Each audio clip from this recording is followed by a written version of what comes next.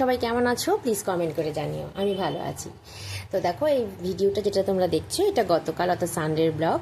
তো এখানে দেখো আমি সকাল সকাল ঘুম থেকে উঠে জামা কাপড় কেচে বাইরে মেলতে গিয়ে দেখি যে দেখো গাছে কত লঙ্কা হয়ে যায়, ফুলও ধরেছে কত। এই ছোট ছোট গাছগুলোতে লঙ্কা হলে এত ভালো লাগে না। আর আমি সাধারণত লঙ্কা গাছের ওই লঙ্কা যেগুলো আনে পাকা লঙ্কাগুলো সেগুলো বীজ ছড়িয়ে লঙ্কা গাছ বানাই। তো দেখো লঙ্কা গাছগুলো ছোট ছোট গাছ হলে কি হবে, গাছে কিন্তু প্রচুর ফুল হয়েছে আর লঙ্কাও হয়, লঙ্কাগুলো ভালোই ঝাল। আর এই লঙ্কা গাছগুলো কিন্তু আমার সারা বছরই থাকে, খুব একটা লঙ্কা হয় না। আর ছোট গাছে কত লঙ্কা হবে, যেটুকু হয় আমার কিন্তু উপকারে লাগে। দেখো কত সবজি বাজার করেছে, শীতকালে প্রচুর সবজি পাওয়া যায়, তোমরা তো জানো নিশ্চয়ই। দেখো ফুলকপি, কত কিছু হয়েছে, দেখো পেঁয়াজ কলি, দামটাও কমছে না সবজির একদম। কিন্তু তাহলেও সবজি তো খেতেই হবে, সবজি আমরা খুবই খাই, মাছ মাংস থেকে সবজিটা বেশি খাই। তো দেখো এই দেখো ফুলকপি এনেছে, বেগুন এনেছে, এরকম বেগুন, ক্যাপসিকাম, ধনেপাতা, গাজর, এগুলো সব এনেছে। আজকে ফ্রাইড রাইস করবো, ওই জন্য একটু গাজর আনতে বলেছি। দেখো গাজর এনেছে, কি টাটকা সবজি, সবজি দেখলে এত ভালো লাগে। দেখো ক্যাপসিকাম গুলো সব দেশি ক্যাপসিকাম, খুব ভালো। দেখো মূলো এনেছে, হ্যাঁ। আর এই দেখো হ্যাঁ মূলো শাক এনেছে, মূলো শাকটা না আমি ভাজা করি জানো তো। আর এই যে মেথি শাক তোমরা খাও কিনা জানি না, এই যে মেথি শাক খুব ভালো খেতে, কিন্তু মেথি শাক বেগুন দিয়ে করে দারুণ লাগে খেতে। আর এটা হচ্ছে মূলো শাক ভাজা, এটা দিয়ে মূলো শাক ভাজা করে। তো আমি করি, তোমাদেরকে আমি যখন রান্না করবো আমি অবশ্যই এটা দেখাবো কিভাবে করি মূলো শাক ভাজাটা। খুব দারুণ লাগে খেতে মূলো শাক ভাজা, শীতকালে না মূলো শাক ভাজাটা খুব ভালো লাগে। আর এখানে রয়েছে দেখো একটু রসুন, একটু পেঁয়াজ, আলু, যেগুলো তো আনতেই হয়, সপ্তাহে বাজার করতেই হয়। তো ওইগুলো সব নিয়ে তো এখানে বাজার করছি এখন বাজে 10টা। এখন তারপর রান্না যাবো কখন জানি না, যাই হোক তোমাদের সাথে শেয়ার করলাম। ঠিক আছে বন্ধুরা, সানডে মানেই কিছু না কিছু ভালো রান্না করতে হবে। তো সকাল সকাল খাওয়া দাওয়া কমপ্লিট করে সকালে এমনি রুটির সাথে একটু বাঁধাকপি ভেজেছিলাম। তোমাদের সাথে বাঁধাকপি ভাজার রেসিপিটা একদিন শেয়ার করব। দেখো চিকেন আর ফ্রাইড রাইস করবো বলে দেখো ফ্রাইড রাইসটা প্রায় হয়েই গেছিলো, হাঁড়ির মধ্যে দিয়ে দিয়েছি। তো ফ্রাইড রাইস তোমরা সবাই জানো কিভাবে বানায়, আমি নর্মালি ওইভাবেই বানিয়েছি। আর অনেক রকম সবজি থাকে তো শীতকালে ফ্রাইড রাইস খেতেও ভালো লাগে। দেখো কাজু কিশমিশ ছড়িয়ে জাস্ট ওটা ভাপাতে দিতে হবে। আর এখানে দেখো চিকেন হচ্ছে, চিকেনটা রেডি করছি, কারণ চিকেনটা মোটামুটি মাখিয়ে রেখেছিলাম, আধ ঘন্টা তো রাখতেই হয়, তো ওই জন্য মাখিয়ে রেখেছিলাম। আর সেই সময়টুকুতে আমি ফ্রাইড রাইসটা করে নিয়েছিলাম, কারণ রবিবার এমনিই দেরি হয় রান্না করতে। আর দেখো এখানে চিকেনটা কষাতে দিয়ে দিয়েছি। চিকেনটা একটু কষাই করেছিলাম, কারণ ঝোল ঝোল চিকেন আমাদের বাড়িতে কেউই পছন্দ করে না, তো সেই জন্য একটু কষা চিকেন করেছিলাম। আর আমি যে রান্না করি সেটা কিন্তু আমার ছেলেও খায়, সেই জন্য আমি কিন্তু খুব একটা শুকনো লঙ্কা ইউজ করি না, ওই কাঁচা লঙ্কা দিয়েই রান্না করি। চিকেন কষা খুবই ভালো লাগে খেতে। আর আমাদের সানডে মানে কিছু স্পেশাল হবে, তো সেই জন্য দেখো এখানে ফ্রাইড রাইসটা প্রায় রেডি হয়ে গেছিলো। ফ্রাইড রাইসের সাথে করেছিলাম গরম গরম ধোঁয়া ওঠা ফ্রাইড রাইস, আর তার সাথে করেছিলাম চিকেন কারি করেছিলাম। এটা অ্যাকচুয়ালি কষা চিকেন কারি নয়।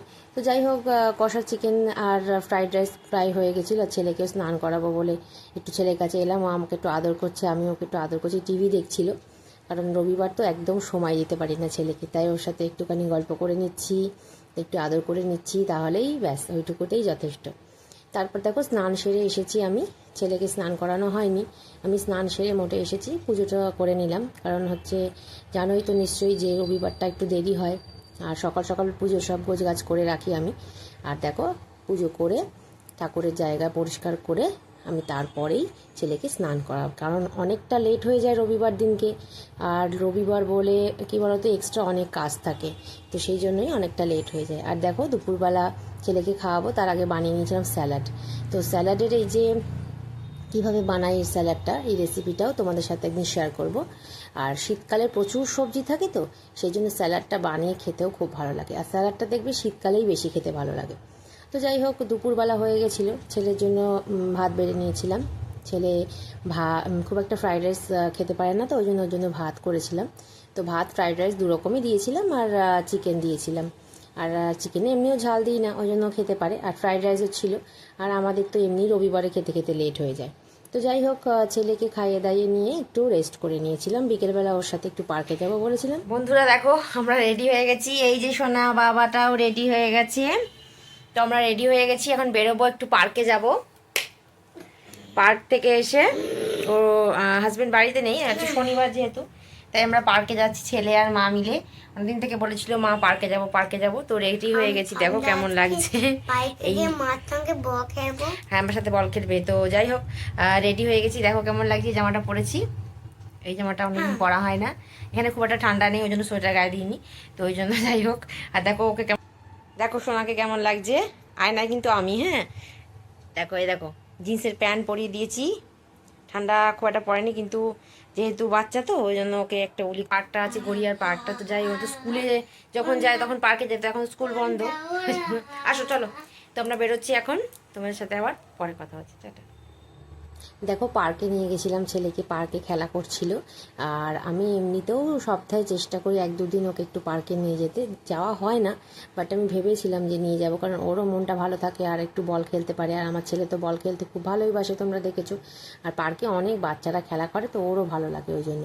তো বাচ্চাদেরকে মাঝে মাঝে এরকম একটু এদিক ওদিক নিয়ে গেলে ওদেরও মনটা ভালো লাগে। সারাদিন বাড়ির মধ্যে এমনিতেও তো অ্যানুয়াল পরীক্ষা হয়ে গেছে, সারাদিন বাড়িতেই রয়েছে, কোথাও বেরোনো সেরকম হয় না। আমার হাজব্যান্ডের ছুটি তো থাকে না, সেই জন্য বেরোনো হয় না। তো যাই হোক, ওকে নিয়ে মাঝে মাঝে পার্কে গিয়ে বসে থাকি, আর ও কিন্তু খেলা করে। তো দেখো তোমাদের সাথে শেয়ার করছি, ও কিন্তু ভালোই বল খেলে। তো পার্কে একটা ছোট বাচ্চা ছিল, ওর সাথে খেলা করছিল, আরও 2-1 জন ছিল, তাদের সাথে খেলা করছিল। সবার সাথে মিলেমিশে খেলতে ও ভালোবাসে।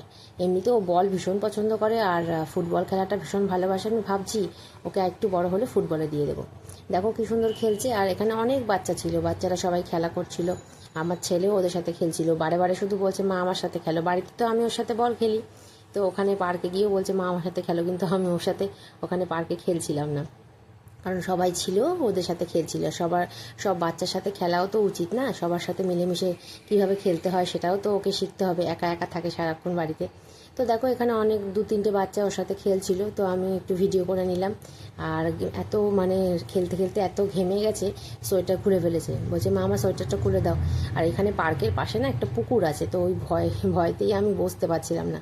আমি চারিদিকে ঘুরে বেড়াচ্ছিলাম, কারণ হচ্ছে কখন কোথায় চলে যায়, আর চোখে মুখে বদমাইশি দুষ্টুমি করে। তো তোমরা তো জানোই ও ভীষণ দুষ্টু, সেই জন্য আমি এদিক ওদিক ঘুরে বেড়াচ্ছিলাম যাতে ও দুষ্টুমি না করে।